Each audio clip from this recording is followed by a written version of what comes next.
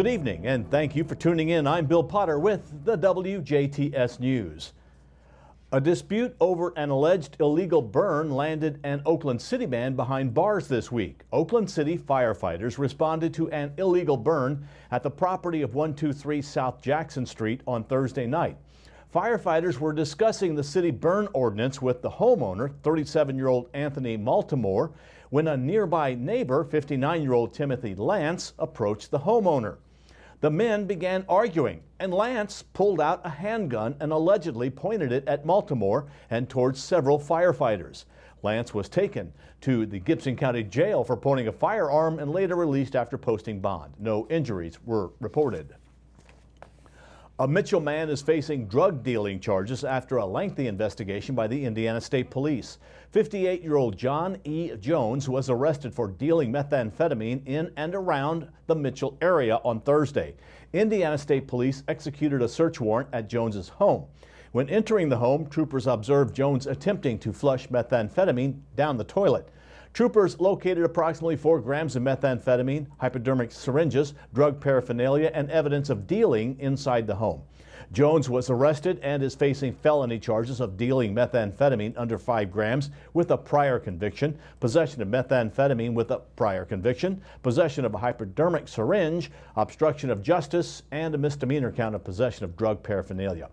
Now, anyone with illegal drug activity in that area is requested to call the Indiana State Police Bloomington Post at 812-332-4411, 332-4411, the Lawrence County Prosecutor's Office tip line at 812-545-4700, 545-4700, or send an email to drugactivity@lawrencecountyIN.gov. All calls are confidential. West Nile virus was recently found in Dubois County after 3 samples of mosquitoes tested positive. The Dubois County Health Department is reminding residents to stay vigilant in protecting themselves from West Nile virus and other mosquito-borne diseases. The Dubois County Health Department is telling everyone to protect themselves from mosquitoes with these simple steps. Apply insect repellent containing DEET to clothes and exposed skin. Wear light and colored clothing. Avoid wet, highly vegetative areas where mosquitoes live. Avoid being outdoors during prime mosquito biting hours, dusk to dawn, when possible. Steps to prevent mosquitoes from breeding are as follows. Eliminate areas of standing water on your property. Repair failing septic systems. Remove any containers outside that will hold water, just like a bucket. Clean your clogged gutters. Keep grass cut short and shrubbery trimmed because tall vegetation is an excellent harborage area for mosquitoes. Keep swimming pools chlorinated and clean. The basic rule is if water lasts more than 4 days, mosquitoes can reproduce. Another important thing to keep in mind is that West Nile virus can also infect our domestic animals like horses. To prevent this, it is important to contact your veterinarian to get your horse immunized. Manufacturing Day is today, Friday, October 1st, and it is a day to show parents, students, and the general public what modern manufacturing is all about. From engineers, data analysts, robotics technicians, customer service staff, and line workers, and any and all operations in between, there is a place for everyone in manufacturing. Here is what Executive Director of the Jasper Chamber of Commerce, Nancy Eckerly, had to say about how manufacturing affects Jasper and Dubois County as a whole. Manufacturing is huge for our area, not only just for Jasper, but for all the communities in Dubois County. Manufacturing provides thousands of jobs for not only people that live in our county, but people that commute from about 8 other counties that come here to work every day.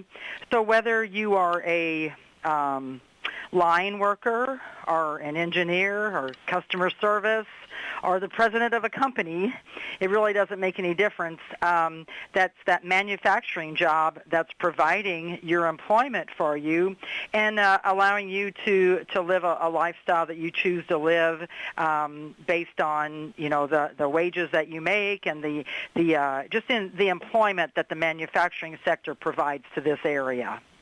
Eckerly also had this to say about how local manufacturing businesses in the communities give back to Jasper and Dubois County. So, businesses in this area, they're recognized locally, regionally, nationally, and many of them even internationally. And so we have a big footprint really across the state of Indiana and across the world. And the businesses are the manufacturing businesses and really all businesses in our area are so generous. They're known for their generosity in giving back to community projects, to maybe scholarships, and just for helping to raise funds for just things like the hospital, school programs, and so much more.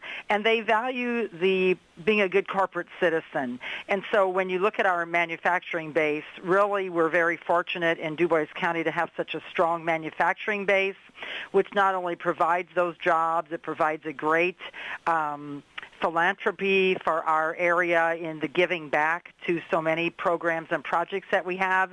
And also they pay a lot of property taxes, which help reduce the property taxes for the average person who owns a home in our area.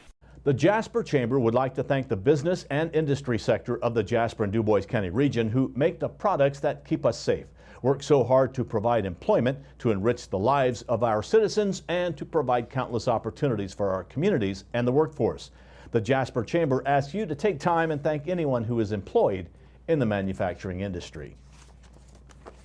The St. Isidore Parish is holding their annual drive-through dinners this Sunday, October 3rd. Following 10 a.m. Mass at St. Raphael Church in Du Bois, meals will be served from 11 a.m. until sold out. Dinners include fried chicken and roast beef, mashed potatoes, green beans, slaw, and cobbler for $15. Mock turtle soup will also be sold to go by the gallon or half gallon. Parishioners will be on hand selling special quilts and grand raffle tickets as well. And a traffic note for those in Jasper. The Jasper Street Department and their contractor Rivertown Construction is closing a portion of Cathy Lane at 8 a.m. on Monday, October 4th. The section affected is approximately 200 feet by 24 feet and is located in front of the Versteel Furniture Manufacturing Plant. The closure will last for 28 days and is required to replace the failure of the concrete pavement in this area. Through traffic will be prohibited in this area. Truck traffic should use East 15th Street and Kellerville Road as a detour around this project. Mill Street between East 15th Street and Cathy Lane 30th Street is not designed for heavy trucks. Passenger vehicles should use 25th Street as a detour. And add another month to Indiana's coronavirus emergency order. Governor Eric Holcomb extended the order yesterday, making it the 19th time he's done that. The emergency order no longer contains any real restrictions on people in the state, but it's mostly a formality to allow Indiana to access federal money and federal benefits. The order has been in place since March of 2020, and it will stay in place until the end of October. A southern Indiana bridge is being recognized as one of the top projects in the country. The Grand Valley Boulevard Bridge project in Martinsville was selected as one of 12 finalists in the 2021 America's Transportation Awards competition last week. The bridge opened to traffic on June 15, 2020 and provides a safe new east-west connection for both drivers and pedestrians in the city of Martinsville. Previously an at-grade intersection, the Grand Valley Boulevard Bridge improves traffic flow and allows residents to safely reach residential neighborhoods, educational facilities like Martinsville High School, and commercial areas. Opening the Grand Valley Boulevard Bridge marked one of the first major construction milestones for the I-69 Finish Line project in Martinsville.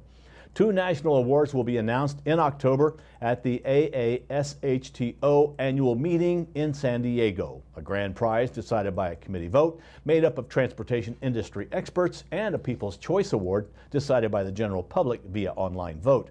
A $10,000 cash prize is awarded to each winner and will be donated to a charity or transportation-related scholarship of the winner's choice.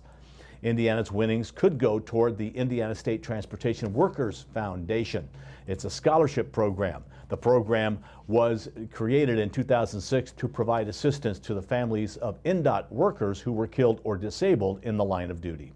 Online voting for the People's Choice Award is now open at americastransportationawards.org and will close on Monday, October 25th at midnight.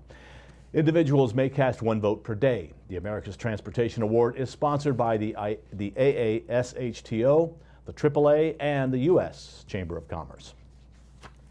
Now please stay tuned. Your weekly forecast and sports with Kurt Guxell are still to come on 18 WJTS News.